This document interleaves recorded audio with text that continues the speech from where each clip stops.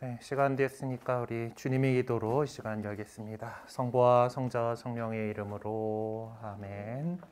하늘에 계신 우리 아버지의 이름이 거룩히 빛나시며 아버지의 나라가 오시며 아버지의 뜻이 하늘에서와 같이 땅에서도 이루어지소서. 저희에게 일용할 양식을 주시고 저희에게 잘못한 일을 저희가 용서하오니 저희 죄를 용서하시고 저희를 유혹에 빠지지 않게 하시고 악에서 구하소서. 아멘. 성부와 성자와 성령의 이름으로 아멘. 네, 한 주간 잘 지내셨습니까? 네, 강의실이 바뀌었어요. 네. 이제 1층에 있는 강의실이 햇빛이 안 들다 보니까 이제 좀 썰렁한 감이 없지 않아 있었는데 저한테는 참 좋았습니다. 여러분들이 좀 고생을 하셔가지고 이제 강의실을 이쪽으로 옮겨주신 것 같습니다. 그래도 뭐 우리 인원에 적당한 강의실 같아요. 그리고 일단 또 좀 더 가까이 있을 수 있으니까 좋은데 가까이 있다 보니까 제가 마스크를 벗고 하기는 또 좀 그렇습니다. 해서 이제 다시 쓰고 하는 걸로 진행을 하도록 할게요. 예, 오늘 이제 우리는 지난 시간에 이제 사도행전에서 이제 그 캐리건마 복음 선포가 있었을 때에 어떤 식으로 사람들에게 이제 이야기를 전달했는가를 이제 살펴보면 그걸 좀 더 집중적으로 들어가 보려고 합니다. 8개의 본문이 선택이 돼 있었는데 그 가운데에서 이제 우리가 청중들을 어떻게 봤다고 그랬죠? 그러니까 유다교 출신으로서 팔레스티나에 거주하던 그러니까 그런 그 본토 유다인 출신의 유다인들을 대상으로 하던 출신이라고는 유다인들을 대상으로 하는 그런 이야기가 있었고, 그리고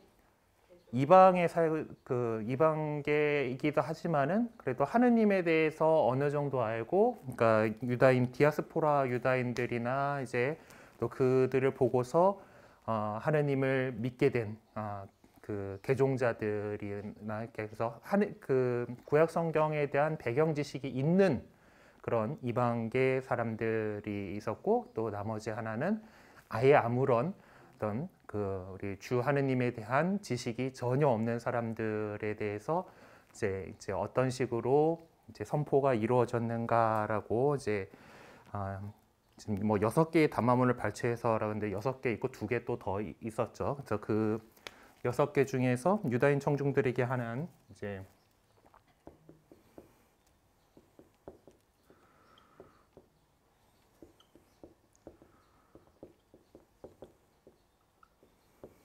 이방인 청중들에 대한 이 2개의 담화문을 뽑아서 그걸 좀 더 자세히 보기 위해서 이제 사도행전 3장 12절에서 26절의 말씀을 먼저 좀 살펴보도록 하겠습니다. 자, 다시 한번 또 읽어보도록 하죠. 베드로는 백성을 보고 말하였다. 이스라엘인 여러분, 왜 이 일을 이상히 여깁니까? 또 우리의 힘이나 신심으로 이 사람을 걷게 만들기나 한 것처럼 왜 우리를 유심히 바라봅니까? 여러분은 예수님을 빌라도에게 넘기고 그분을 놓아주기로 결정한 빌라도 앞에서 그분을 배척하였습니다. 그러나 아브라함의 하느님과 이삭의 하느님과 야곱의 하느님, 곧 우리 조상들의 하느님께서는 당신의 종 예수님을 영광스럽게 하셨습니다. 여러분은 거룩하고 의로운 분을 배척하고 살인자를 풀어달라고 청한 것입니다. 여러분은 생명의 영도자를 죽였습니다.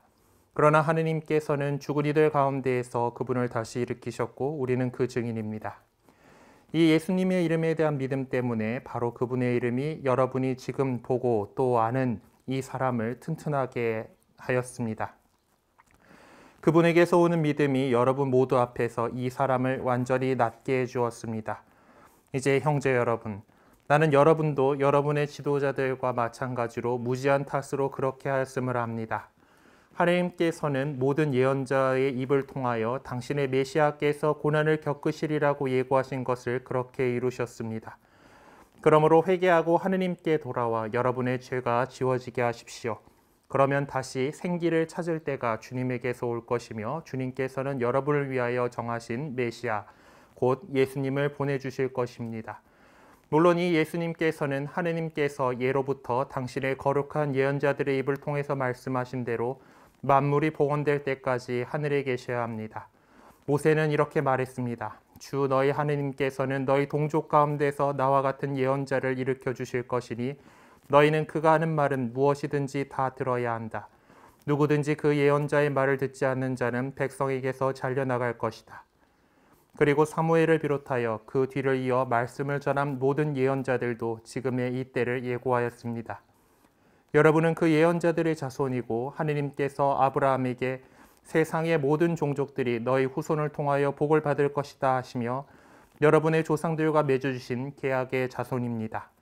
하느님께서는 당신의 종을 일으키시고 먼저 여러분에게 보내시어 여러분 하나하나를 악에서 돌아서도록 하여 여러분에게 복을 내리게 하셨습니다. 라고 이제 성전에서 한 절름발이를 일으키고 난 다음에 그 앉아서 구걸하던 사람을 일으킨 다음에 앉은뱅이 절름발이보다 앉은뱅이를 일으키고 난 다음에 했던 그 연설입니다.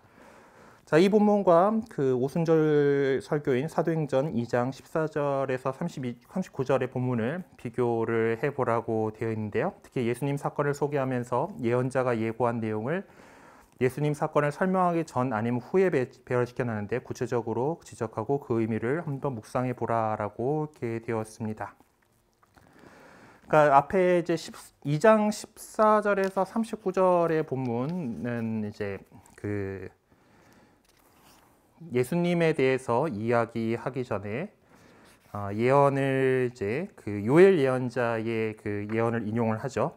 거기 이제 우리 교재 234쪽에 보면은 이제 되어 있고 이제 17절부터 21절까지의 내용이 요엘 예언자의 그 어떤 예언을 인용을 하고 있습니다. 그리고 이제 예수님에 대해서 이야기를 한 다음에 그리고 다윗이 그분을 두고 이렇게 말합니다라고 해서 뒤쪽에는 다윗 임금의 예언을 이제 그 기록을 이렇게 하고 있습니다. 그것을 이제 이 예수님 사건을 설명하기 앞에 뒤에 이렇게 배치를 하고 있는데 이제 그거 보면은 앞에 거 이제 2장에 이제 것은 예언자의 예고 내용을 이제 예수님 사건 설명 이전 이후에 모두 배치를 하고 있죠. 그래서 이것을 통해서 예수님의 구체적인 사건을 뒷받침해 줍니다. 근데 이번에 지금 우리가 집중적으로 살펴보고 있는 3장의 본문의 경우에는 예수님에 대한 이야기를 먼저 하죠. 네. 왜 우리를 유심히 바라봅니까? 라고 하면서 예수님 이야기를 바로 합니다. 그리고 나서 그것을 뒷받침하기 위해서 그 뒤에 모세와 사무엘과 모든 예언자가 예수 그리스도를 이렇게 예언했다라고 이렇게 얘기를 하고 있죠. 그래서 예언자의 어떤 예고 내용을 예수님 사건 설명 이후에 배치를 하고 있고 예언자로서의 예수님의 모습을 정당화하려는 그런 의도를 드러내고 있습니다. 예수님이 이제 활동하시던 그 시절에도 사람들은 예수님에 대해서 어떤 잘 가르치는 스승님 또는 하느님의 사람 곧 예언자로서 인식을 했었죠. 그런 부분들을 이제 드러내려고 이렇게 하고 있습니다. 자, 이 솔로몬 주랑에서 베드로가 행한 설교인 3장 12절에서 26절을 다시 읽어보고 베드로가 전하고자 했던 핵심적인 메시지를 담고 있는 구절이 무엇인지를 지적하고 그 내용을 써보라라고 되어 있는데요. 자, 그러면은 그 핵심적인 내용은 예수 그리스도에 대해서 이제 이야기를 하는 거잖아요. 네, 거기서 이제 그러면은 13절부터 15절까지가 이제 그 예수님 이야기를 하고 있는 건데 그 가운데 정말 핵심이라고 하는 것은 지금까지 우리가 계속 보는 것처럼 이 그 초대교회의 사도들이 전했던 복음은 뭡니까? 예수님께서 돌아가셨는데 하나님께서 그걸 다시 일으켜 세우셨습니다라는 거죠. 네, 그래서 15절에는 여러분은 생명의 영도자를 죽였습니다. 그러나 하나님께서는 죽은 이들 가운데서 그분을 다시 일으키셨고 우리는 그 증인입니다라고 하는 15절의 내용이 바로 그 핵심적인 메시지라고 할 수 있을 거예요. 그래서 거기다가 이제 한번 그 내용을 쓰라고 했으니까 한번 나중에 옮겨 적어 보시면 좋겠습니다. 예수님께 부여된 호칭들 가운데 일부는 죽을 수밖에 없는 생명의 차원에서 또 다른 것들은 다시 일으키신 예수님께 부여되고 있습니다. 예수님께 부여된 호칭들과 그것이 어느 영역에 속하는 호칭인지를 구분해 보도록 하죠. 자, 근데 어떻게든 죽게 되는 그냥 사람으로서 인간으로서 이제 그런 차원에 해당하는 그런 호칭들은 뭐가 있을까요? 이제 당신의 종, 그러니까 하느님의 종이라는 것이죠. 종이라는 호칭은 예, 이제 하느님의 일을 하는 사람들 다를 가리킬 수 있는 그런 호칭이기 때문에 역시 이제 그 인간 생명의 차원에 죽을 수밖에 없는 생명의 차원에서라고 얘기할 수 있을 것입니다. 그리고 거룩하고 의로운 분이라고 14절에서 이제 그 이야기하고 있는 호칭이 있죠. 예, 그리고 15절에 생명의 영도자라고 하는 호칭으로 예수님에 대해서 이야기를 하고 있습니다. 이 세 가지는 생명의 차원에서 이제 얘기를 하고 있는 것이고, 그리고 이제 그 18절, 20절에는 메시아를 얘기를 합니다. 메시아를 얘기를 하는데, 요거는 이제 그 다시 오실 그분에서 부활하신 그분, 그리고 다시 오실 그분으로 얘기를 하고 있죠. 그러니까 20절의 표현에 보면 주님께서는 여러분을 위하여 정하신 메시아 곧 예수님을 보내주실 것입니다 라고 하는 거, 이거는 명백하게 그분께서 영광스러운 모습으로 다시 오실 그날을 생각하고서 이야기를 하고 있는 거죠. 그래서 부활하신 생명의 차원에서 메시아라는 호칭을 이렇게 부여하고 있다는 것을 볼 수가 있겠습니다. 자, 그러면은 앞에 있는 사도행전 2장 36절에서 부여하고 있는 예수님의 호칭은 어떤 것인가, 그리고 누가 예수님께 그런 호칭을 부여하셨는가라고 한다면 앞에 본문을 다시 봅시다. 36절에 이제 하느님께서는 여러분이 십자가에 못 박은 이 예수님을 주님과 메시아로 삼으셨습니다라고 적고 있죠. 주님과 메시아를 이제 그 호칭으로 이렇게 부여했고, 그리고 누가 예수님께 이러한 호칭을 부여했습니까? 하느님께서는 그렇게 하셨다라고 이야기를 하고 있죠. 하느님께서 그렇게 하셨습니다. 사도행전 3장 22에서 23절에는 구약 성경의 여러 내용들을 동시에 인용하고 있습니다. 이것은 예수님이 모세와 같은 예언자라는 것을 주장하기 위함인데요. 여기서 인용된 신명기 18장 15절, 18절, 19절과 레위기 23장 29절을 옮겨서 적어보라고 되어 있습니다. 자, 그러면 신명기 18장을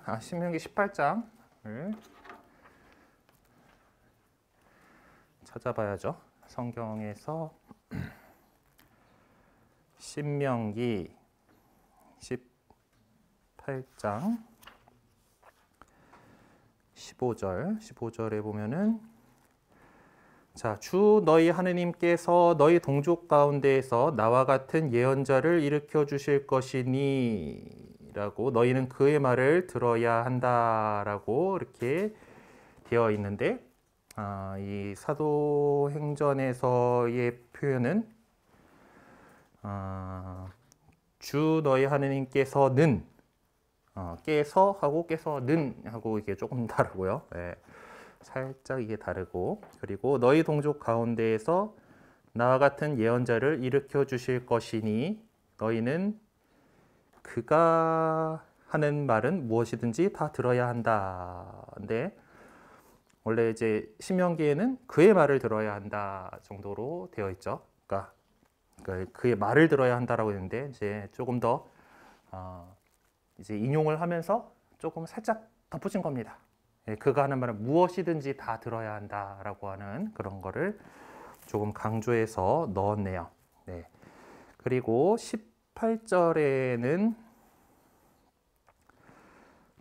나는 그들을 위하여 그들의 동족 가운데에서 너와 같은 예언자 하나를 일으켜 나의 말을 그 입에 담아줄 것이다. 그러면 그는 내가 그에게 명령하는 모든 것을 그들에게 일러줄 것이다 라고 이렇게 되어 있는데, 이제 그 하는 말을 무엇이든지 다가 아마 여기서 오지 않았을까라고 좀 생각이 되죠. 명령하는 모든 것을 그들에게 일러줄 것이다라고 하는 그 표현들이 있습니다.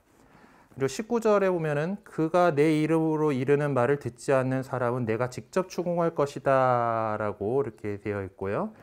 이 같은 것이 이제 사도행전에서는 누구든지 그 예언자의 말을 듣지 않는 자는 이라고 이제 표현되어 있는, 그래서 약간은 이제 뭐랄까, 이 여러 가지들을 조금씩 이제 그냥 그대로 정확하게 가져온 것이 아니에요. 그러니까 이게 여러 군데 있는 말들을 이렇게 갖고 오고 있습니다.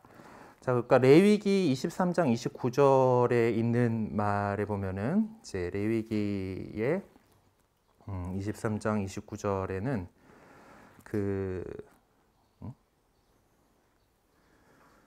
잠깐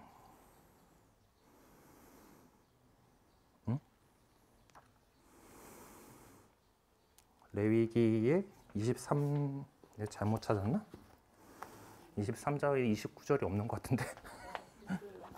네?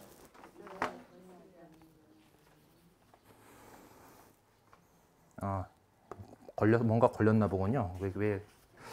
이 앱이 왜 이러냐? 하여튼 위로 올렸는데 15절에서 걸려가지고 끝하고 있어가지고 지금. 자, 이날에 고행하지 않는 자는 누구든지 자기 백성에게서 잘려나갈 것이다 라고 이렇게 적혀 있는데, 이제 이거는 예언자의 말을 안 들었다고가 아니잖아요, 그렇죠? 이거는 안식일 날, 그러니까 안식일보다 이제 일곱째 달 초열흘 날의 그 속죄일에 뭔가 안 하는 사람은 이제 백성에게서 잘려나갈 것이다 라고 얘기를 하고 있는데, 요거를 갖다가 슬쩍 이제 가서 이 신명기 18장 19절에 있는 그 말을 살짝 좀 이제 같이 이렇게 해가지고, 누구든지 그 예언자의 말을 듣지 않는 자는 백성에게서 잘려나갈 것이다 라고 이렇게 표현을 하고 있습니다. 하여튼 뭐 이런 것들은 사실 이제 성서학자들이 요거는 어디다 하고, 되게 우리 성경책에 보면은 이 말은 어디서 따온 거임 하고 이렇게 그 구약 성경 구절들을 이렇게 쫙 밑에 표시해 놓고 있죠. 이제 그런 것처럼 이제 그걸 다 따져보면은 뭐 그런 거고, 이제 베드로 사도가 이제 요런 이야기를 할 때 이제 인용을 하는 거는 그냥 전체적인 이제 들어왔던 것들, 이제 그런 것에서 이렇게 나오는 것이다 보니까, 이거를 뭐 우리가 이게 지금 논문 쓰려고 인용한 게 아니잖아요, 그렇죠? 뭐 그랬으면 직접 인용이어가지고 정확하게 놓고서 이렇게 정확하게 하겠지만은, 그냥 담화를 하는 중에 어떤 이제 성경의 구절을 인용을 하는 거다 보니까 이게 살짝 좀 조금은 틀리게 인용을 하기도 하는 겁니다. 우리가 뭐 이렇게 전해 들은 것들 이렇게 전하면서 정확하게 다 못 옮기잖아요. 인간의 한계 때문에라도. 그런 것으로 봐주시면 되겠습니다. 사도행전 3장 22절에 사용된 일으켜주다라는 표현을 예수님의 삶에 적용시켜 볼 때 그분의 어떤 사건과 연계시킬 수 있는가, 이 담화문 안에서 구체적으로 그 용어를 사용한 그 구절을 지적하라라고 되어 있죠. 일으켜주다라는 표현을 예수님의 삶과 연결해서 하면은 다시 일으키셨고의 거고,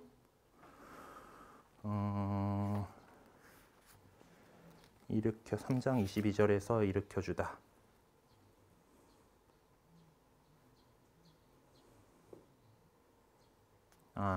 같은 예언자를 일으켜 주실 것이다라고 한 것은 이제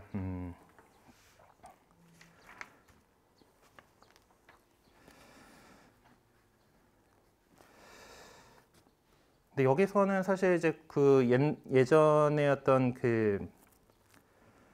뭐랄까 이제 예언자를 일으켜 주시다라고 하는 것은 사실 이제 뽑아 세우겠다라는 뜻으로 봐야 될 것 같은데, 네, 지금 저희 책에서는 좀 이제 정말 제가 앞에서 이제 그분을 다시 일으키셨고 하고 연관시키려고 15절에 일으키셨고라고 이렇게 연관시키려고 하고 있습니다. 네. 근데 일으켜주다, 그러니까 백성들 사이에서 뽑아서 세운 것들도 마찬가지로 하느님께서 하신 일이다라고 한다라면은 예수님을 죽음에서 부활시키신 그 다시 일으켜 세워주신 그 사건 역시 이제 그 연계될 수 있는 부분이라고 할 수가 있을 거예요. 어떤 뭐 예수님이 어떤 뭐 공적으로 이제 드러나서 공생활을 시작하시면서 뭐 세례 때에 뭐 이제 그런 것으로도 볼 수 있겠지만은 지금 여기서의 초점은 사실 초대교회의 어떤 선교사들의 복음 선포 안에서 제일 중요했던 거는 예수님의 부활이죠. 부활하셨다, 다시 일으켜 세우셨다라고 하는 것이 더 강조되고 있는 상황이기 때문에, 그러니까 원래 이제 이 예언자들 사이에서, 그러니까 백성들 사이에서 예언자를 일으켜 세울 것이니라고 하는 것은 어떤 사람들이 그런 활동을 하게끔 뽑아 세우겠다라는 그런 뜻으로 해석할 수 있는 부분이긴 한데, 근데 선교사들의 관심사 자체는 예수님께서 이제 공생활을 그렇게 시작하셨다가 지금 중요한 게 아니에요. 그러니까 그렇게 돌아가셨던 그분을 일으켜 세우셨다. 그래서 비슷하게 일으켜 세우다라고 하는 이 말들을 예수님의 부활에다가 이렇게 연결지어서 얘기를 하고 있습니다. 그래서 구체적으로 그 용어를 사용한 구절은 15절에 있는 이제 하나님께서 죽은 그분을 다시 일으키셨고라고 하는 그 부분이라고 얘기할 수가 있겠죠. 자, 베드로는 이 설교를 통해서 예루살렘의 유다인 청중들에게 무엇을 요구하고 있습니까? 라고 해서 19절과 26절을 참조하라 하고 되어 있고, 그리고 요구하는 목적은 무엇인가 라고 얘기를 하고 찾아보라고 있죠. 자, 19절을 봅시다. 그러므로 회개하고 하느님께 돌아와 여러분의 죄가 지워지게 하십시오라고 되어 있습니다. 요구는 뭐죠? 회개하고 하느님께 돌아오라라고 하는 것이, 자, 그렇게 이렇기 때문에 그렇게 돌아오라고, 이제 하느님께 돌아오라, 회개하고 하느님께 돌아오라라고 얘기를 하는데, 왜 그렇게 해야 되는가? 그걸 통해서 하느님께 돌아와서 죄가 지워지게 하라고 이제 19절에 있고, 그리고 26절의 표현을 보면은 하느님께서는 당신의 종을 일으키시고 먼저 여러분에게 보내시어 여러분 하나하나를 악에서 돌아서도록 하여 여러분에게 복을 내리게 하셨습니다 라고 얘기를 하고 있어요. 악에서 돌아서도록 하여 라고 하는 것은 제가 앞에 나와 있죠. 하느님께 돌아오라 라고 하는 그 요구, 그거고, 그렇게 악에서 돌아서서 하는 게 뭡니까? 복을 내리게 하셨으면 하느님 입장에서는 복을 내리는 거고, 돌아온 사람 입장에서는 복 받는 거죠. 하느님께서 주시는 복을 받을 수 있도록 그렇게 죄가 지어지고 복을 받게. 자, 우리 죄가 지어지는 거는 무엇으로 죄가 지어집니까?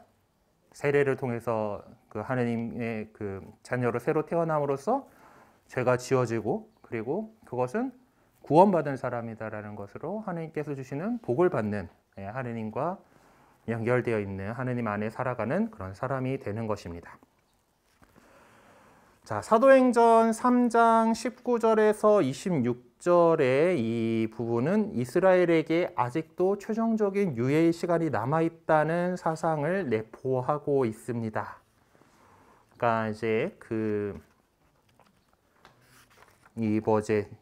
여러분은 그거를 알고 저지른 게 아니고 몰라서 잘못한 거니까 이제 다시 하나님께 돌아올 수 있는 그런 기회가 있다라고 하는 것을 얘기를 하고 있죠.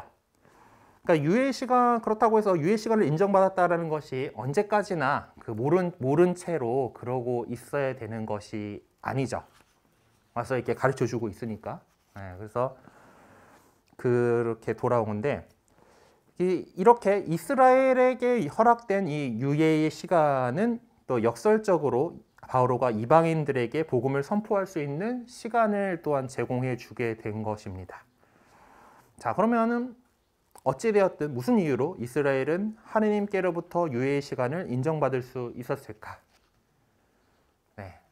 우리가 죄를 저질렀을 때 이거를 갖다가 알고 저지른 거냐, 잘 몰라고 저지른 거냐에 따라서 처벌의 강도가 다르죠.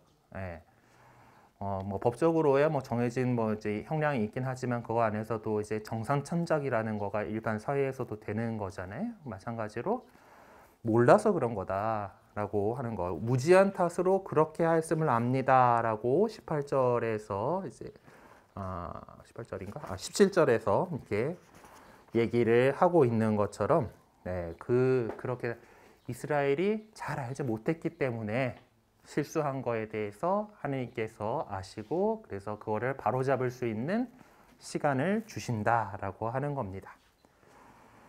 자, 그러면은 두 번째 담화문 이제 사도행전 17장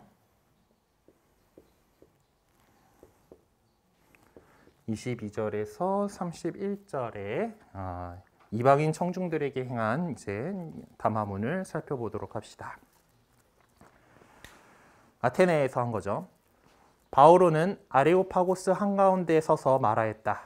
아테네 시민 여러분, 내가 보기에 여러분은 모든 면에서 대단한 종교심을 가지고 있습니다. 내가 돌아다니며 여러분들의 예배소들을 살펴보다가 알지 못하는 신에게라고 새겨진 제단도 보았습니다. 여러분이 알지도 못하고 숭배하는 그 대상을 내가 여러분에게 선포하려고 합니다. 세상과 그 안에 있는 모든 것을 만드신 하느님은 하늘과 땅의 주인으로서 사람의 손으로 지은 신전에는 살지 않으십니다. 또 무엇이 부족하게라도 한 것처럼 사람들의 손으로 섬김을 받지도 않으십니다. 하느님은 오히려 모든 이에게 생명과 숨과 모든 것을 주시는 분이십니다. 그분께서는 한 사람에게서 온 인류를 만드시어 온 땅 위에 살게 하시고 일정한 절기와 거주지의 경계를 정하셨습니다. 이는 사람들이 하느님을 찾게 하려는 것입니다. 더듬거리다가 그분을 찾아낼 수도 있습니다. 사실 그분께서는 우리 각자에게서 멀리 떨어져 계시지 않습니다. 여러분의 시인 가운데 몇 사람이 우리도 그분의 자녀다라고 말하였듯이 우리는 그분 안에서 살고 움직이며 존재합니다. 이처럼 우리는 하느님의 자녀이므로 인간의 예술과 상상으로 빚어 만든 금상이나 은상이나 석상을 신과 같다고 여겨서는 안 됩니다. 하느님께서 무지의 시대에는 그냥 보아 넘겨주셨지만 이제는 어디에 있든 모두 회개해야 한다고 사람들에게 명령하십니다. 그분께서 당신이 정하신 한 사람을 통하여 세상을 의롭게 심판하실 날을 지정하셨기 때문입니다. 그리고 그분을 죽은 이들 가운데서 다시 살리시어 그것을 모든 사람에게 증명해 주셨습니다. 라고 아테네 사람들에게 복음을 전하면서 한 담화가 이렇게 나와 있습니다. 이 본문은 이제 두 부분으로 이제 나눠 볼 수가 있는데 앞부분과 첫째 부분과 둘째 부분인데 이 부분은 보면은 디아스포라 출신의 유다인 설교가 이방인 청중들로 행한 대상으로 행한 담화문과 매우 흡사하다라고. 그러니까 유다교가 이제 디아스포라를 통해서 이제 세상의 그리스 문화권에 이렇게 어느 정도 전파가 됐잖아요. 그 사람들이 자신의 어떤 신앙, 그러니까 한 분이신 하느님, 주 하느님에 대한 그 신앙을 다신교적인 그런 세상 안에서 살아가고 있는 사람들한테 이제 선포하던 유다교의 선교사가 이렇게 선포하던 내용하고 흡사한 부분들이 있죠. 그러니까 하느님께서 세상을 창조하시고 다스리시는 분이시다라는 거, 그리고 어떤 이제 그 당시 그리스 문화권의 사람들이 하던 대로 신전을 지어 바치고 뭐 그 신상을 만들고 그것에 대해서 어떤 신이라고 생각하고 이렇게 하는 그런 행동들이 잘못된 것이다. 우상숭배다라고 하는 것을 이야기를 합니다. 그런 부분들이 이제 어디까지 해당하냐 하면은 30절까지에 해당하겠죠. 22절부터 30절까지의 내용은. 그래서 이제 어떤 예수 그리스도에 대한 선포가 아니잖아요. 그렇죠? 이들이 잘 알지 못하는 주 하느님에 대한 선포가 이루어지는 부분입니다. 그래서 그 전에는 뭐 우리가 이제 이렇게 하느님에 대해서 알지 못하는 신에 대해서 선포하기 전까지는 그 사람들에게는 알지 못하는 신이었지만은 정말 참된 신이고 참된 하느님이신 그 분에 대해서 설명을 하는데 그것은 유다교가 설명하는 것과 별로 다를 게 없죠. 네, 우리 하느님에 대해서 이제 창조주시고 세상을 이끄시는 그분으로서의 그것은 그 내용은 유다교 설교가가 이방인 청중들을 대상으로 했던 것과 다를 이유가 없습니다. 자, 그러면은 짧게 그리스도교 믿음을 가진 설교가가 덕에 덧붙이는 내용은 이제 31절부터 나오는 것이죠. 그분께서 당신이 정하신 한 사람을 통하여 세상을 의롭게 심판하실 날을 지정하셨기 때문입니다. 그리고 그분을 죽은 이들 가운데서 다시 살리시어 그것을 모든 사람에게 증명해 주셨습니다. 라고 이야기를 더 하고 있습니다. 그래서 31절은 둘째 부분에 해당한다라고 이렇게 보실 수가 있겠죠. 자, 첫째 부분에서 이방인 청중으로 대상을 했다는 구체적인 구절과 그 내용을 찾아서 지적하라라고 했는데 이제 이게 그거다라는 것 장소가 아레오파고스 한가운데 서서 말했죠. 이제 이거는 그리스 도시의 전형적인 특징인 거죠. 예. 그리고 사람은 이렇게 부릅니다. 아테네 시민 여러분이라고 이야기를 띄웁니다. 듣는 사람들이 아테네 시민들이다라고 하는 것을 이제 찾아볼 수가 있죠. 22절에 있는 내용입니다. 자, 그럼 둘째 부분에서 하느님께서 행하신 핵심적인 역할이 무엇이었는지를 지적하라라고 되어 있는데, 자, 하느님께서 당신 외아들을 우리에게 보내주신 거잖아요. 뭐 이제 그 아버지와 아들 개념까지는 설명하지 않는다 하더라도 당신이 정하신 한 사람을 통해서 세상을 의롭게 심판할 날을 지정하셨다. 네, 당신이 정하신 한 사람을 통해서 세상을 의롭게 심판하실 날을 지정하셨다라는 것이 첫 번째 소식인 거고, 그리고 그것을 우리에게 이제 모든 사람들에게 증명해 보여주시기 위해서 그 한 사람을, 그분을 죽은 이들 가운데에서 다시 살리셨다. 그러니까 우리 인간의 어떤 상식으로는 이해할 수 없는, 그러니까 기적에 해당하는 거죠.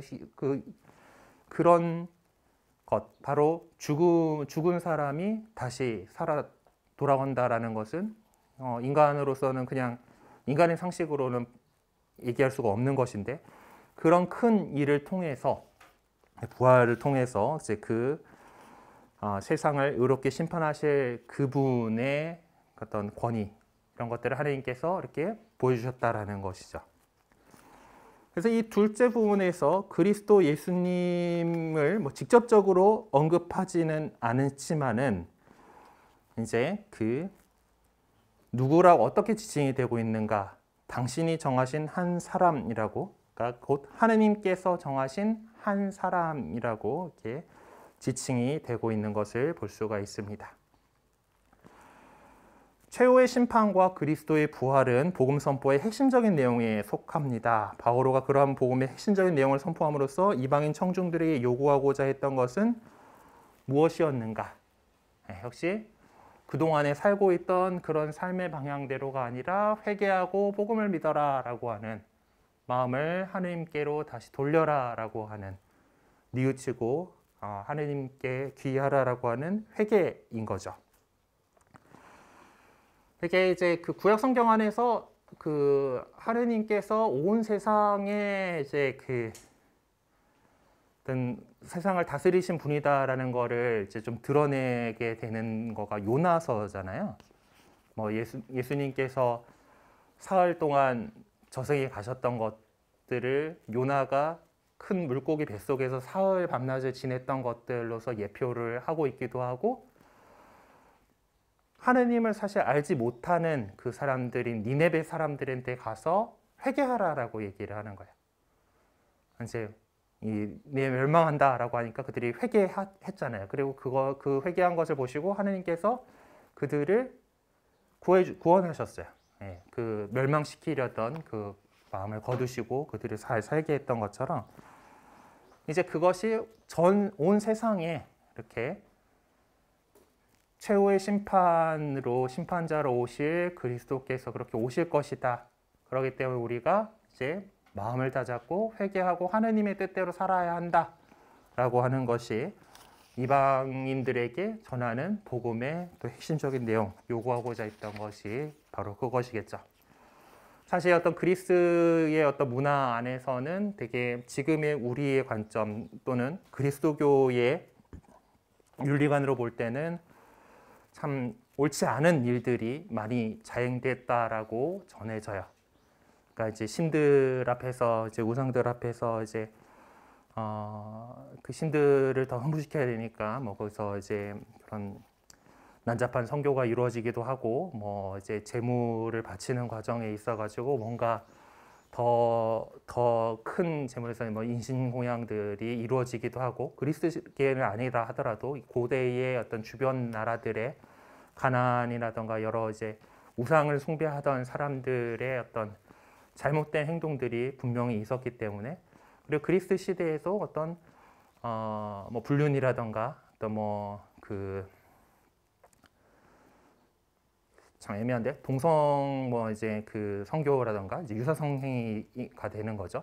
이게 지금 잠깐 뭐 동성애가 나왔으니까 우리의 교리하고 이제 그에서 분명히 구분해야 되는 거가 가톨릭 교회의 교리는 동성애 성향을 지닌 사람들을 차별의 기미라도 보여서는 안 된다라고 얘기를 합니다.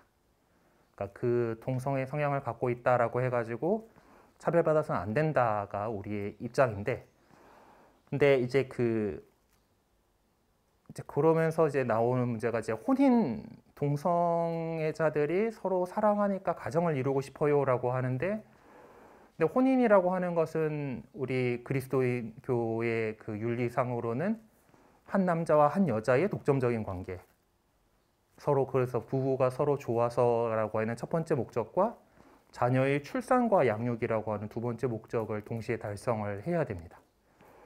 근데 동성 간에 사랑한다고 해가지고 부부의 선익은 이룰 수 있겠지만은 이제 그 자녀의 출산이라고 하는 뭐 입양해가지고 양육하면 되잖아요라고 얘기들을 하지만은 이제 출산이라고 하는 그 목적을 다 이룰 수 없기 때문에 가톨릭 교회에서 동성 부부의 어떤 혼인이라고 하는 것은 성립할 수가 없는 거예요. 이게 되게 그래서 좀 애매해요. 그러니까 차별받을 기미조차 보여서는 안 된다라고 분명히 가르치고 있는데 이제 또 그들의 입장에 동성애자들의 입장에서는 왜 우리는 가정도 못 이루게 합니까? 뭐 이제 좀 그런 거긴 하지만은 가톨릭 교회가 갖고 있는 가정에 대한 혼인에 대한 그 가치관은 한 남자와 한 여자가 독점적으로 이루는 그 혼인이고 그 부부가 서로 좋아서와 함께 자녀의 출산과 양육이라고 하는 그런 목적이 있기 때문에 그 다른 형태의 것들에 대해서 반대합니다. 근데 그리고 그 성행위라고 하는 것은 부부에게 독점적으로 이루어져야 되는 것이고 그리고 그 목적 자체가 자녀의 출산이라고 하는 새로운 생명의 잉태라고 하는 그것을 지향해야 되기 때문에 이제 그렇지 않은 모든 성행위가 간음죄가 돼버리는 거예요. 이제 뭐 피임 기구를 사용한다던가, 그러니까 의도적으로 엔조이만 하고 이제 그 목적 실제 목적인 그 새로운 생명의 잉태는 거부하는 거잖아요. 그러면 안 된다라고 가톨릭 교회는 가르치고 있는 거예요. 근데 이제 그 당시에 어떤 그리스 문화권 안에서 이제 돈 있는 사람들은 이제 그런 자기 그 몸종인 그런 아이들하고 그런 성적인 유사 성행위들이 이루어지곤 했다라고 하는 기록들이 여러 군데 있습니다. 이제 그런 거에 대해서 계속해서 뭐 유다교도 그랬었고 우리 그리스도교도 그렇게 해서는 안 된다라고 늘 이제 강조를 하고 있었던 거예요. 그래서 사람들에게 회개할 것을 이렇게 선포를 하고 있었습니다. 자, 그리고 그러면은 우리가 이 뒤에 또 넘어가기 전에 한 40분 이야기를 했으니까 한 10분간만 좀 휴식을 하고 나머지 내용들을 오늘 생각보다 진도가 저희 생각보다는 빠르게 나가고 있는 것 같은데 네, 잠깐 쉬었다가 이제 다음 나머지 이제 11시 20분에 다시 모여서 나머지 얘기를 하도록 하겠습니다. 네, 그러면은 또 이어나가 보도록 합시다. 자, 254쪽. 네, 이제 바오로는 이 담화문 안에서 구약 성경의 내용을 상당히 많이 이용하고 있다. 인용하려고 한 건가 그냥 쭉 하느님에 대해서 설명하려고 하다 보니까 그냥 그렇게 된 것 같다라고 저는 그렇게 생각되는데 어쨌든 다 사실 그런 내용들 하느님에 대해서 설명하는 내용들이 구약 성경 곳곳에 있겠죠. 네, 그래서 그거를 갖다가 열심히 찾았어요. 네, 우리 성경 학자들은 또 이런 것들을 또 잘 합니다. 그래서 이제 뭐가 어떤 거 있으면 이거는 어디에 나왔던 말일까 하는 것들을 갖다가 열심히 추적을 해가지고 정리를 해놨어요. 그래서 창세기 1장 27절, 신명기 32장 8절, 열왕기 상권 8장 27절, 시편 9장 8절, 50장 22절, 뭐 90 쭉 이렇게 해가지고 이렇게 있는데, 제가 느끼기에는 인용하려고 한 거라고 생각되지는 않지만 어쨌든 구약 성경에 있는 내용을 바탕으로 이야기를 해야겠죠. 그래서 그것이 이제 제시한 것의 논지의 근거로 삼기 위함이었다라고 이렇게 되는데, 옮겨 적으면서 바오로가 주장하는 내용의 의미를 한번 찾아보자라고 이렇게 되어 있습니다. 봅시다. 이게 워낙 많아갖고 강사에게 주어진 답지를 조금 건의하도록 하겠습니다.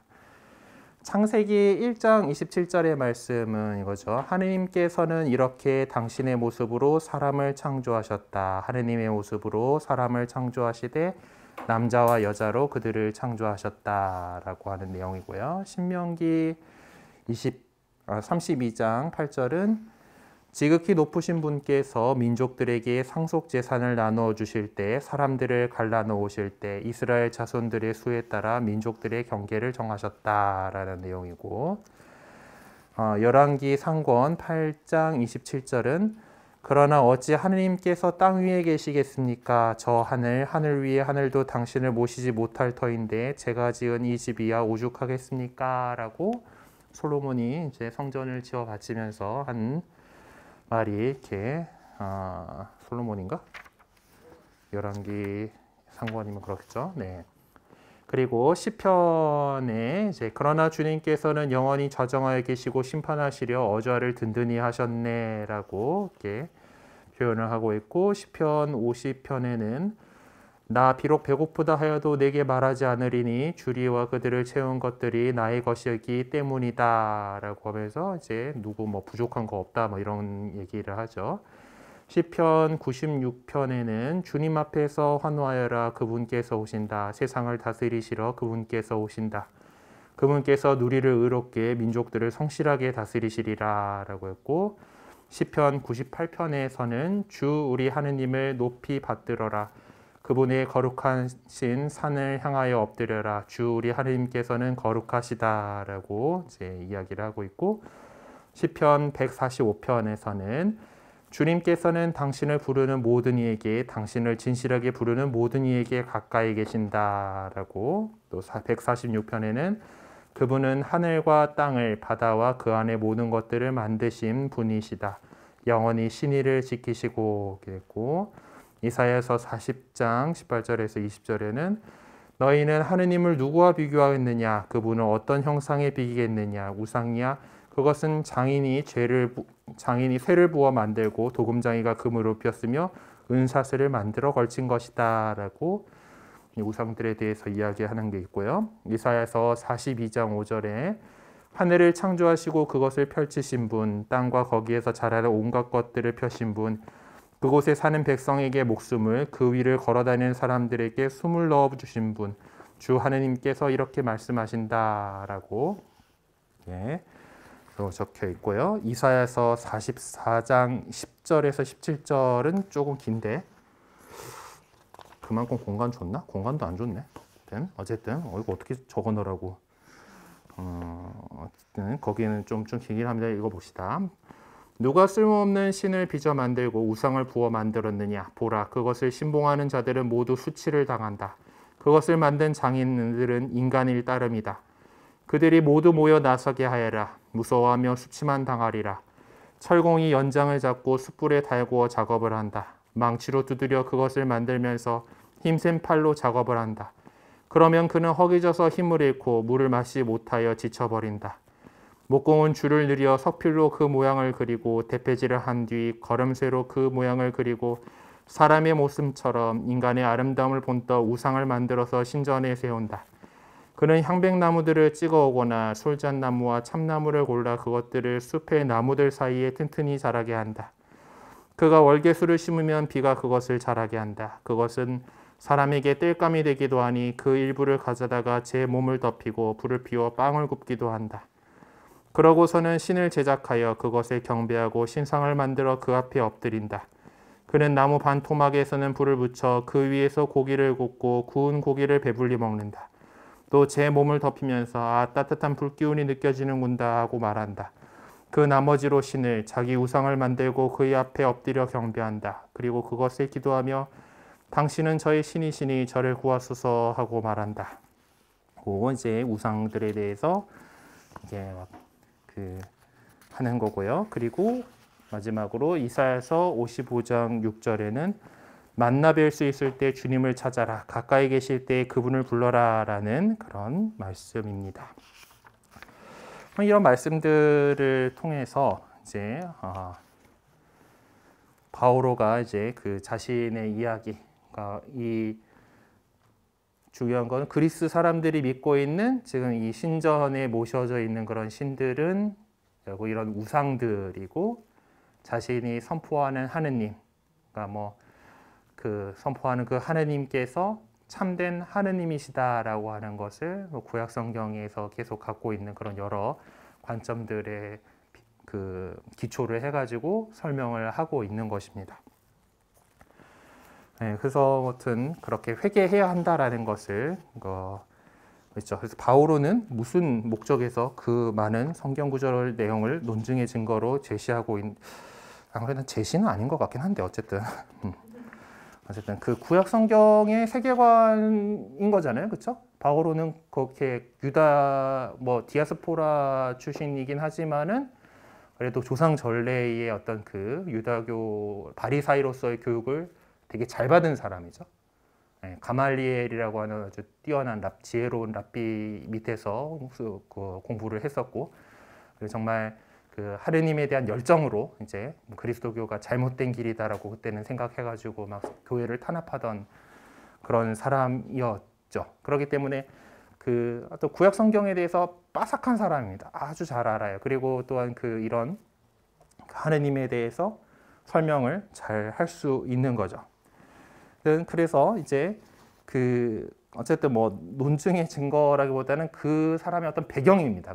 그냥 배경 자체예요. 그냥 그 구약 성경의 어떤 그 내용들은 바오로에 있어서 그 세계관이라든가 모든 것의 어떤 전부를 갖고 있기 때문에 그 하느님에 대해서 설명하면 당연히 구약 성경 곳곳에 있는 내용들이 이렇게 나오게 되는 거겠죠. 어쨌든 이제 그 무엇을 목적으로 이렇게 제시를 하고 있는가라고 하면은 이제 예수 그리스도에 대한 복음을 선포를 해야 되죠. 바오로의 목적은 그겁니다. 사람들이 예수님을 그리스도로 받아들이게 하는 것이 복음 선포의 목적이에요. 자, 그렇다라면은 그 예수 그리스도께서 어떤 분이시냐?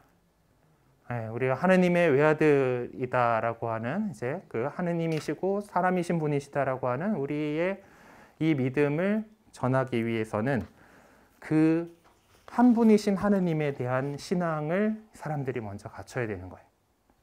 여전히 그 다신교적인 그 우상들의 어떤 우상 숭배 그런 그 바탕을 가지고서는 예수 그리스도를 받아들일 수가 없는 거죠. 한 분이신 하느님을 믿어야 됩니다. hun성을 믿어야 됩니다. 그래서 그걸 따라서 그들이 지금 믿고 있던 그 신앙, 그 다신교적 신앙이 아무런 의미가 없다라는 것을 구약 성경의 내용을 통해서 확인시켜주고, 그리고 예수님께서 바로 그 하느님께서 언약하신 그 구원을 이루시는 그런 분이시다라고 하는 것을 드러내 보이셔서 예수 그리스도에 대한 믿음을 이렇게 갖도록 그렇게 믿도록 그렇게 촉구하고 있는 것이죠. 그래서 그리스도께서 바로 주님이시다, 하느님이시다라고 하는 것을 증명하기 위해서 이제 이런 이야기들을 하고 있는 겁니다. 자, 그리고 코린토전서 15장 45에서 48절을 적어보라. 갑자기 코린토전서로 이렇게 되는데 그 내용을 한번 좀 봅시다. 성경에도 이렇게 기록되어 있습니다. 여기서 성경은 신약 성경이랑 개념이 아직 나오기 전이기 때문에 당연히 우리에게 있어서는 구약 성경입니다. 첫 인간 아담이 생명체가 되었다. 마지막 아담은 생명을 주는 영이 되셨습니다. 그러나 먼저 있었던 것은 영적인 것이 아니라 물질적인 것이었습니다. 영적인 것은 그 다음입니다. 첫 인간은 땅에서 나와 흙으로 된 사람입니다. 둘째 인간은 하늘에서 왔습니다. 흙으로 된 그 사람이 그러하면 흙으로 된 다른 사람들도 마찬가지입니다.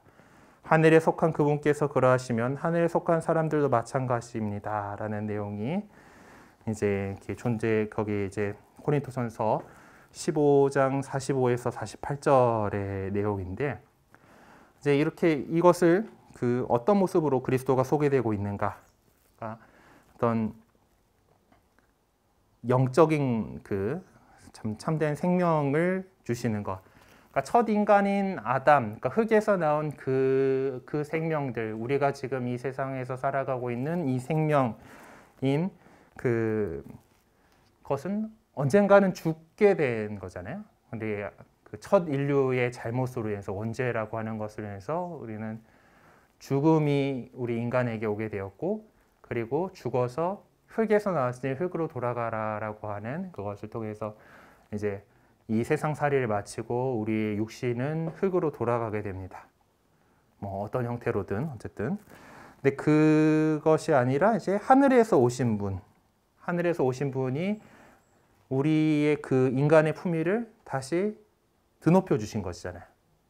원죄로 타락했던 인간을 다시 그 인간의 육을 취하셔서 오셔가지고 우리의 그 품위를 다시 하늘로 들어 높여 주신 것입니다.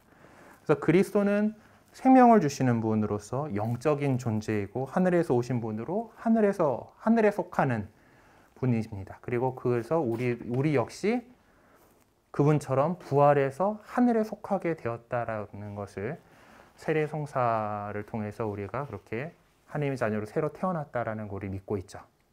세례에 대해서 전에도 말씀드렸습니다만은 이제 원래의 그 기본적인 형태는 침례라고 말씀드렸었죠. 물속에 잠기면서 그 전에 인간이었던 나는 죽고 다시 거기 건져 올려지면서 예수님과 함께 부활한다라고 하는 의미를 담고 있다라는. 그래서 우리가 새로 태어났다.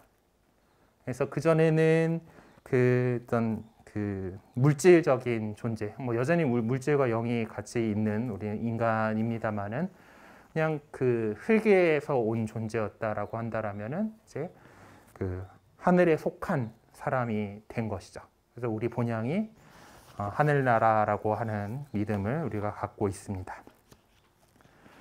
자, 그러면 우리가 지금 공부하고 있는 담화문 이제 사도행전 17장 22절에서 31절에서 그리스도께 부여된 호칭과 지금 살펴본 고린도전서 15장 45절에서 48절에서 묘사된 그리스도의 모습을 비교해 볼 때 그리스도께 부여된 호칭은 그분의 어떤 성격을 보여주고자 하는 것인가라고 질문을 했는데요.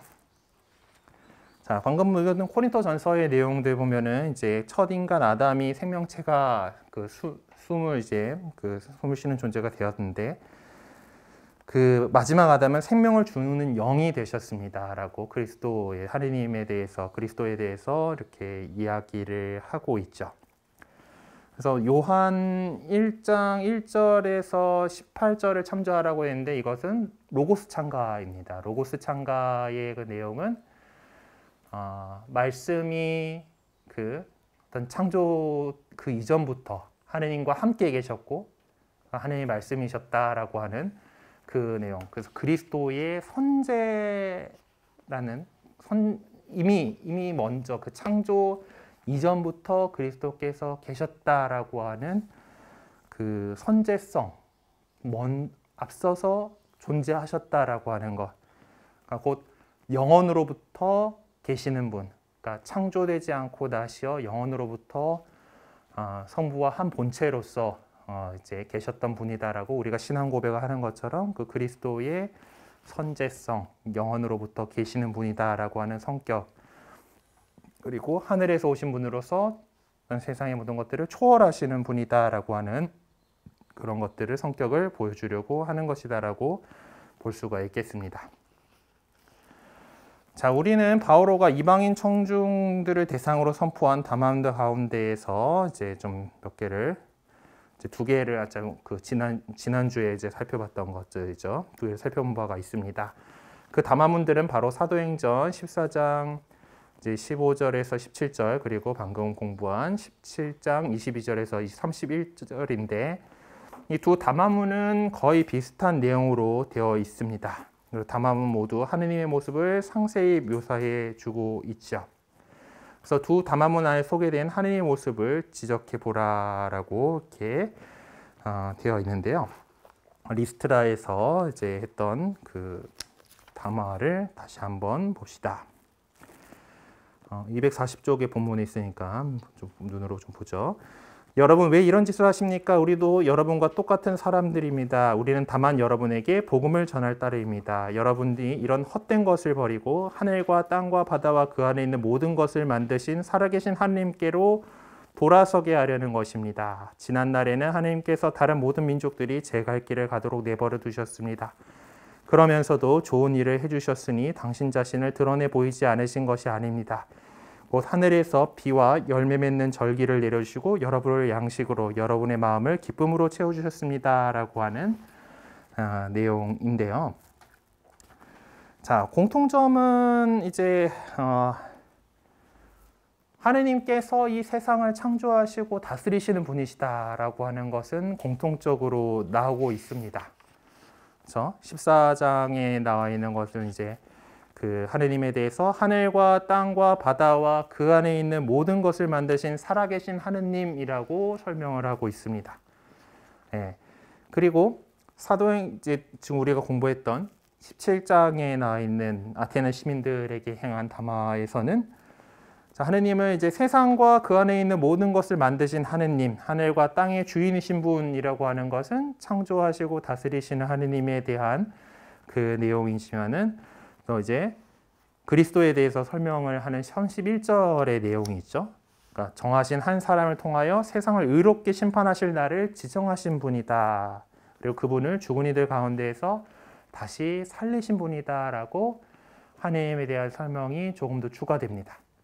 그러니까 14절에서 그 리스트라에서 했던 담화에서는 창조주이시고인 그 하느님, 창조주이신 하느님, 세상을 이끌어 가시는 하느님에 대해서 그리고 그것들을 어떤 우리가 하느님 계시를 그 하느님 기록된 하느님 계신 성경과 우리가 뭐 교회의 전통인 성전을 통해서 하느님을 이제 하느님의 계시가 우리에게 전해진다라고 하는데 그거에 더해서 대자연의 그 모습을 조화롭고 아름다운 이 자연의 모습을 보면서 이것을 누가 만드셨을까라고 하는 그런 물음에서 그 하느님께 다가갈 수 있다라고 보잖아요. 그런 것들에서 14절에서는 그 모습들 이제 절기를 비를 내려주시고 절기를 주시고 양식을 주시는 분이라고 하는 그런 모습들로 이제 하는데 기본적으로 세상을 창조하시고 이끌어 가시는 분이다라고 하는 그런 내용들이 이제 앞 첫 번째 부분에 나오고 그런데 이제 아테네 사람 시민들에게 한 담화에서는 예수 그리스도에 대해서 더 이야기를 하잖아요. 그렇죠?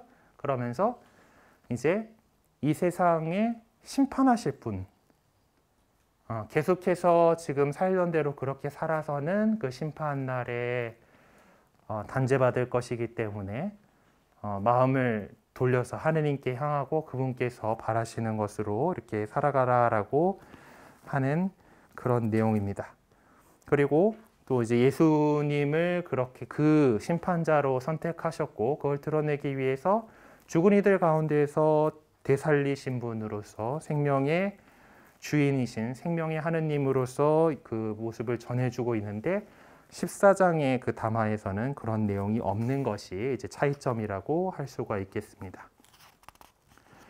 하느님의 모습을 묘사하는 데 있어서 사도행전 14장 15에서 17절에서는 17장 22에서 31절과는 달리 하느님의 모습 중에 중요한 부분을 삭제했는데 맥락적인 관점에서 이유가 어디에 있다고 생각하는가 라면서 14장 19절을 참조하라라고 되어 있네요. 우리 책에 있는 본문에는 없는 내용이니까 찾아야 되겠다.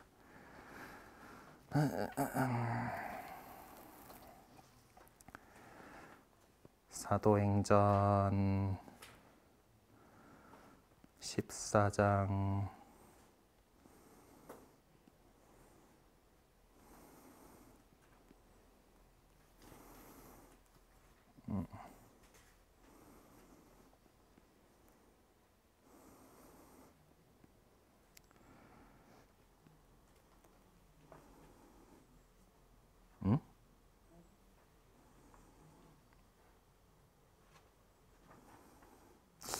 19절 보라고 한 거 맞는 건가?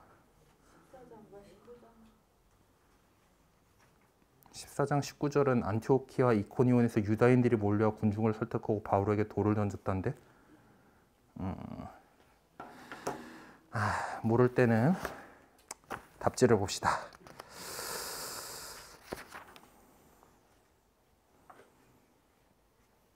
돌로 쳐 죽이려고 했다라는 그거가 그거군요. 맥락적인 이유가. 네.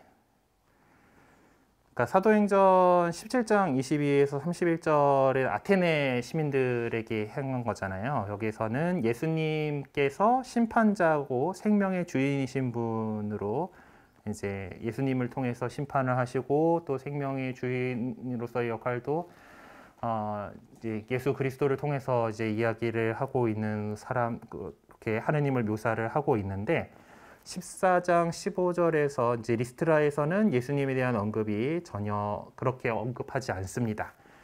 그것은 이제 19절을 근거로 볼 때 이제 유다인들, 이제 유다교를 입고 있던 사람으로서는 예수님을 그런 존재로서 이야기한다라는 것은 하느님을 모독하는 행위다라고 해서 돌을 쳐서 죽여야 될 그런 상황인 거죠. 그러니까 리스트라에서는 유다교를 믿는 이 사람들이 이제 그 유다인들 이제 몰려서 이제 이렇게 돌을 돌을 던져가지고 단죄할 만한 그런 유다인들이 많은 곳이었던 거죠. 이미 그러니까 그렇게 엄청나게 그 팔레스티나에서 먼 데가 아니다 보니까 그래서 이제 그 디아스포라의 유다인들이 많이 살고 있던 동네였고 그리고 또 뭐 주변에 있던 그런 그 바오로 사도의 활동, 그리스도교의 어떤 활동들에 대해서 좋지 않게 생각하고 있던 그러니까 과거의 사울이었던 그때의 바오로 사도처럼 그런 사람들이 많이 있는 데인데 아테네는 그렇게까지 쫓아올 때는 아닌 거죠. 그러니까 그리스도 예수님에 대해서 이야기를 뭐 자유롭게 할 만한 데다라고 판단을 했을 거다라는 그렇게 생각을 이제 하는 거라고 이렇게 보고 있습니다. 그러니까 생명의 위협을 받을 상황이니까 그리스도 예수님을 이제 그리스도로 이야기하는 것이 이제 그런 부분에서 사도행전 14장에서 좀 그게 그런 이야기를 하지 않았던 맥락적인 관점이 이유다라고 이렇게 볼 수가 있겠다라는 거죠. 자, 유다인 청중을 대상으로 한 담화문은 초점을 그리스도께만 집중시키기만 하면 되었습니다. 하느님에 대해서는 다 알고 있는 거고 이제 그분께서 어떻게 그 백성을 이끌어 오시고 구원해 오셨는가, 구원하시려고 했는가에 대해서 이미 다 기본 지식으로 다들 알고 있는 거기 때문에 그랬습니다. 그러므로 유다인 청중을 대상으로 한 복음 선포의 내용은 다분히 그리스도론적인 관점을 취할 수밖에 없었습니다. 그 그리스도께서 누구신가? 예수님께서 그리스도이시다라고 하는 내용을 이제 그 관점을 취할 수밖에 없었는데요. 하지만 이방인 청중을 대상으로 한 담화문은 그들이 하느님을 알지 못하고 있었기 때문에 직접적으로 그리스도에 대한 신앙으로 이끌어 나갈 수가 없었던 것이죠. 그래서 그리스도에 대한 신앙에 나아가는 데 있어서는 반드시 한 단계, 다시 말해 하느님께서 어떤 분이신가에 대해서 먼저 알아야만 했습니다. 그러니까 하느님 없이는 그리스도를 얘기한다는 것이 아무 의미가 없기 때문이죠. 이 믿음의 여정에 관해서 테살로니가전서 1장 9절에서 10절이 잘 밝혀주고 있습니다. 그래서 그 내용을 적어보면서 그 여정을 살펴보자라고 기회하고 있네요. 봅시다. 사실 그곳 사람들이 우리에 관한 이야기를 전하고 이제 8절부터 좀 볼게요. 주님의 말씀이 여러분에게서 시작하여 마케도니아와 아카이아에 울려 퍼졌을 뿐만 아니라 하느님에 대한 여러분의 믿음이 곳곳에 알려졌습니다. 그러니 우리는 더 말할 필요가 없습니다. 사실 그곳 사람들이 우리에 관한 이야기를 전하고 있습니다. 우리가 여러분을 찾아갔을 때에 여러분이 우리를 어떻게 받아들였는지, 여러분이 어떻게 우상들을 버리고 하느님께 돌아서서 살아계신 참 하느님을 섬기게 되었는지, 그리고 여러분이 어떻게 하느님께서 죽은 이들 가운데서 일으키신 그분의 아드님, 곧 닥쳐오는 진노에서 우리를 구해주실 예수님께서 하늘로부터 오실 것을 기다리게 되었는지 말하고 있습니다. 네, 그렇죠? 이제 어떻게 그러니까 이 사도들을, 그러니까 바오로 사도로서 그 선교사들을 받아들였고, 그리고 그 말을 듣고서 회개하고 그동안 믿고 있었던 우상들을 버리고 살아계신 참 하느님을 믿게 되었고, 그러니까 하느님에 대한 이해와 믿음이 먼저 생긴 거죠. 그리고 어떻게 하느님께서 죽은 이들 가운데서 일으키신 그분의 아드님, 그러니까 부활하신 예수님에 대한 선포를 받아들였고, 그 예수님께서 닥쳐오는 진노에서 구원하실 분이시다, 우리를 구해주실 분이시다라는 거, 그리고 그분께서 하늘로부터 오실 것이다, 영광스러운 모습으로 다시 오실 것이다 라고 하는 그 여정을 잘 이렇게 표현을 하고 있습니다. 그래서 요거 좀 본문 옮겨 적어 주시면 좋겠습니다. 자, 구원의 완성이 그리스도 예수님 안에서 이루어졌기에 그분에 대한 믿음에 도달하게 되었을 때 비로소 복음을 선포한 사람들의 궁극적인 목적이 성취되게 됩니다. 그런데 복음 선포란 특정한 사람이나 특정 집단에 의한 유보된 직무가 아니라 세례 성사를 통해 구원 공동체에 참여하게 된 믿는 모든 사람들의 사명이기도 합니다. 그런 점에서 우리는 우리가 처해 있는 환경과 여건 안에서 복음을 증거하고 전하는 선교사로서의 역할을 하나의 사명으로 받아들이고 수행해야만 합니다. 이런 기회에 우리에게 주어진 복음 선포의 사명을 어떻게 수행해야 할지를 심각하게 고민해보는 시간을 갖는 것이 유익하다고 봅니다. 자, 그래서 내가 선교사라고 가정해보고 상황도 설정해보고 청중이 누구인지도 염두에 두면서 어떤 식으로 그리스도 예수님을 복음으로 선포할 것인지를 한번 좀 정리해보는 그런 계기가 되셨으면 좋겠어요. 우리가 세례성사에는 축성 성류 도유가 있죠. 이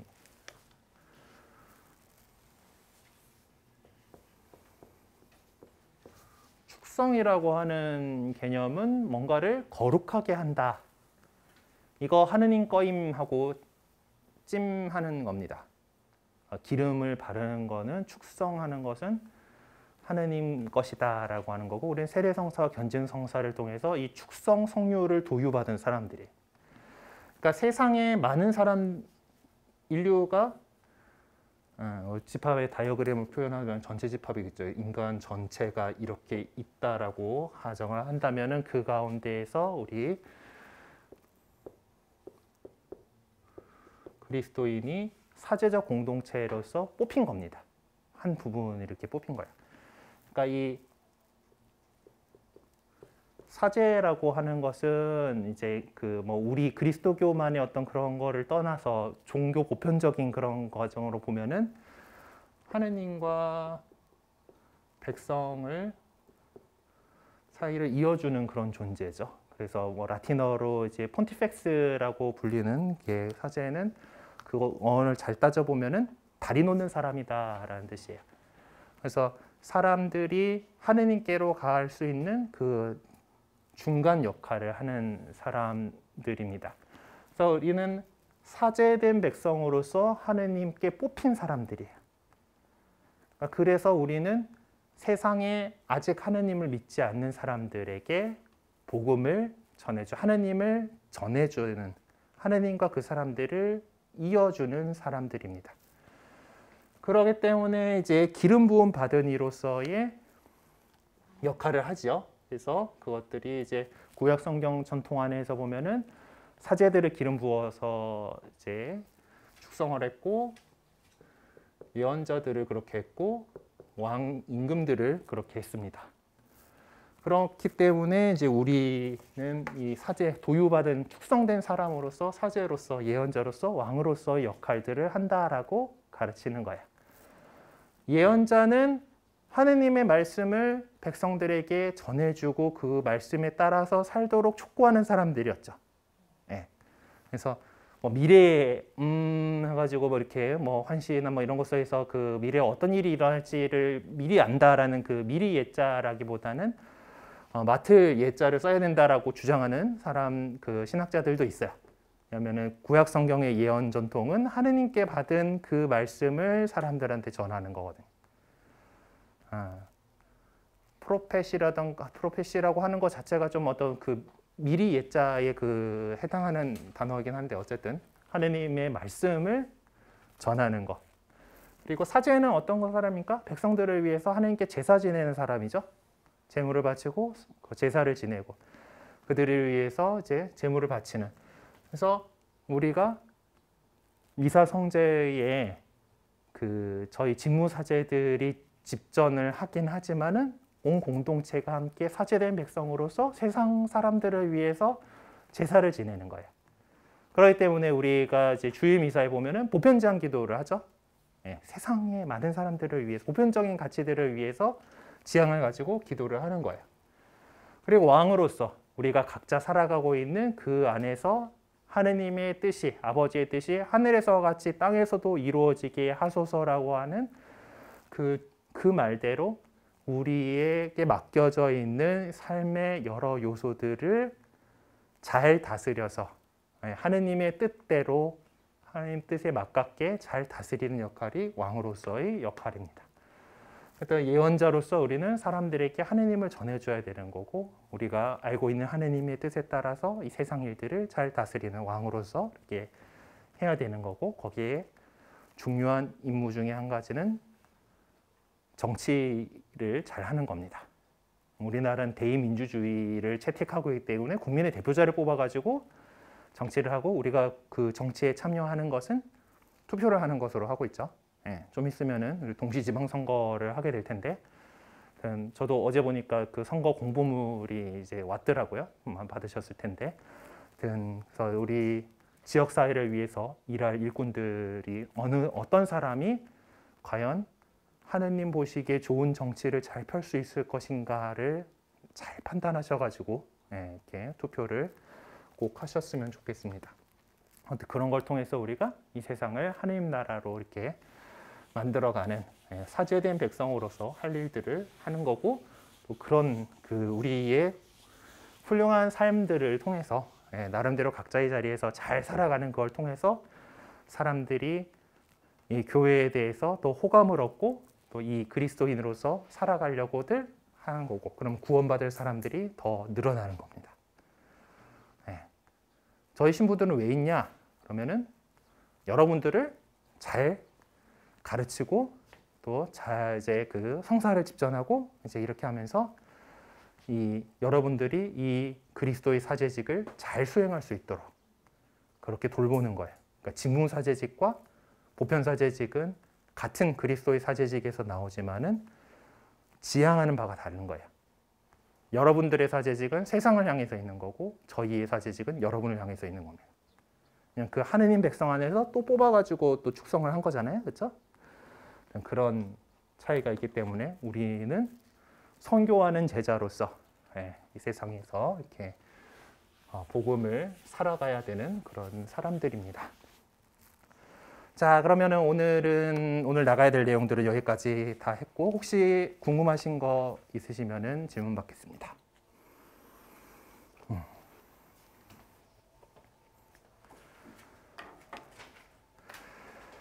네, 그래요. 뭐 없으신 것 같고 그럼 공지사항 좀 알려드릴 거가 있는데요. 뭐 지난 시간에도 말씀드린 것처럼 이제 혹시 여러분들 가운데에서 이제 2권부터 시작을 하셔가지고 뺑뺑이 돌아서 이번에 졸업을 하시는 분이 혹시 계시면은 그거는 사무실에 꼭 확인해 주시고요. 출석 체크하실 때 여러분들 출결 상황 꼭 확인해 주시기 바랍니다. 그래서 혹시 빠진 게 많아가지고 과제 수료를 해야 된다던가 하는 상황까지 몰리신 분이 아마 없으리라고 생각하는데 혹시 계시다면은 저하고 얘기하실 거가 아니라 그거는 사무실하고 모짜리 사무실하고 얘기를 하셔가지고 필요한 것들을 안내를 받으시기 바랍니다. 자, 그리고 다음 주에는 여러분들 나눔장을 제출을 해주셔야 돼요. 이번 주 중 안에 나눔장 내용들 한번 잘 적어보시고 잘 정리를 해주셔서 다음 주 5월 30일 날 오실 때 출석 체크하시면서 제출을 해주십시오. 그리고 까먹지 말고 제일 그 표지에다가 수강생 여러분들 성함을 꼭 적어주시기 바랍니다. 네, 가끔 가다가 아무 표시가 없어가지고 지금은 뭐 우리가 인원수가 적으니까 이리저리 다 찾을 수가 있지만은 예전에 사람 많을 때 같은 경우는 1권 같은 경우 막 100명 제 앞에 있고 막 그러거든요. 근데 그러면은 누구 건지 어떻게 찾을 길이 없기 때문에 어쨌든 뭐 지금은 어떻게든 찾을 수 있겠지만은 그래도 잘 나눔장 앞에 성함을 꼭 적어주시기 바랍니다. 그래서 제가 다음 주에 받아다가 열심히 제가 시간을 좀 내서 뭐 적어드리려고 노력을 하겠지만은 안 되면 참 잘했어요라도 찍어드리도록 하겠습니다. 자, 그리고 이제 6월 6일은 현충일이어서 쉬게 돼요. 다다음 주는 휴강이고요. 13일 월요일 날 종강 미사가 11시 반 미사인데 우리 평소대로 10시 반까지 이 자리에 오셔가지고 그 종강식을 종업식을 하게 됩니다. 그래서 그날 수료증 나눠드릴 거고 뭐 이제 그렇게 되는데 만약에 앞에 거를 다 개근하셨다 하더라도 그날 안 오시면은 개근이 안 됩니다. 개근을 노리시는 분들은 꼭 챙겨서 와주시기 바랍니다. 종강미사만 오고 뭐 11시 반 미사니까 명동 성당으로 바로 가시는 게 아니라 이 자리에 모여가지고 체크하고 수료증 받으시고 이렇게 가게 되니까 그것들 잘 챙겨봐 주시기 바랍니다. 네, 그러면은 오늘 마치면서 삼종기도 하도록 하겠습니다. 성부와 성자와 성령의 이름으로 아멘. 하늘의 모든 기뻐하소서 할렐루야. 모시던 아들님께서 할렐루야. 말씀하신 대로 부활하셨나이다 할렐루야. 빌어소서. 동정 마리아님 기뻐하시고 즐거워하소서 할렐루야. 할렐루야. 기도합시다. 하나님 성자 우리 주 예수 그리스도의 부활로 온 세상을 기쁘게 하셨으니 성자의 어머니 동정 마리아의 도움으로 영생의 지음을 얻게 하소서. 우리 주 그리스도를 통하여 비나이다. 아멘. 성부와 성자와 성령의 이름으로 아멘. 네, 수고하셨습니다.